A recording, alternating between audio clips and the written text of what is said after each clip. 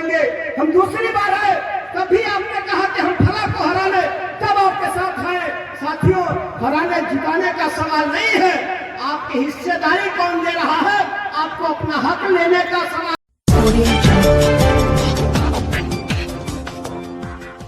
इसमें आए थे तब आपने कहा कि हम फला को हराने, तब आपका साथ देंगे, हम दूसरी बार आए तब भी आपने कहा कि हम फला को हराने, तब आपके साथ आए। साथियों, हराने जिताने का सवाल नहीं है, आपकी हिस्सेदारी कौन दे रहा है, आपको अपना हक लेने का सवाल है। ये हराने जिताने का खेल नहीं है। आप, हमारी बहन ने कहा, मुझे तो नाज है, मुझे तो इस बात पर नाज है कि हमारी बहनों ने इतनी मेहनत करके आज आपके बीच में काम किया और इतनी मेहनत करके हमारी माता बहनों को हमारे बीच में लेके आई है।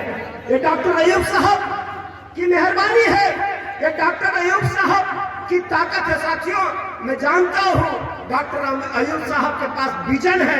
डॉक्टर अयूब साहब हमारे देश का भविष्य बदल सकते हैं, हमारे सबसे बड़े नेता हैं और एक दलित समाज का बेटा अम्बेडकर की औलाद भी अब आपके साथ खड़ा है। साथियों, हम आपने हमें सहारा दिया है, हम हमेशा आपके साथ खड़े मिलेंगे। और हर लड़ाई में, जब हम जमीन की लड़ाई लड़ रहे हैं, हमने इस देश के अंदर आवाज उठाया कि इस देश के अंदर वोट का अधिकार तो सबको मिला, वोट के मामले में तो सब बराबर हो गए, लेकिन आज भी इस देश के अंदर आर्थिक मामलों में असमानता है।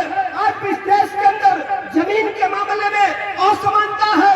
किसी के पास हजारों एकड़ जमीन है, किसी के पास 1 डिसमिल जमीन नहीं है। हम लड़ाई लड़ रहे हैं साथियों, दलितों की लड़ाई लड़ रहे हैं। हमने कहा है कि जमीन मिलेगा हम तभी हटेंगे। गोरखपुर में आपको न्योता भी दे रहे हैं कि आइएगा 10 अक्टूबर को, घेरा डालो, घेरा डालो। आंदोलन भी हमने छेड़ा है साथियों, और हमने कहा कि जमीन का टुकड़ा भी सबको बराबर बराबर मिलना चाहिए, जमीन पर भी सबको हक बराबर बराबर मिलना चाहिए। साथियों, इन्हीं सब बातों के साथ मैं आपका स्वागत करता हूँ डॉक्टर अयूब साहब के बीच में और आपके बीच में। मैं देर तक समय नहीं लेना चाहता हूँ, मुझे मालूम है उस मसीहा, उस फरिश्ता को आप सुनना चाहते हैं। निश्चित तौर पे उनकी बातें जज्बाती नहीं होती हैं, उनकी बातें बहुत आक्रामक नहीं होती है, लेकिन उनकी बातें वो है, धैर्य से सुनिएगा और उनका साथ देने का संकल्प लेके यहाँ से जाइएगा। ये वही डॉक्टर अयूब है जो आपके बच्चों के भविष्य के लिए लड़ रहा है। साथियों, निश्चित तौर पे अगर आपने साथ दिया तो दलित का बेटा भी आपके साथ खड़ा है, यही पिछड़े समाज के बेटा मदन राजभर भी खड़े हैं, यही लोधी समाज का बेटा सोनी लोधी भी खड़ा है। साथियों, अब कहाँ आप देख रहे हैं, पूरी ताकत आपके साथ है।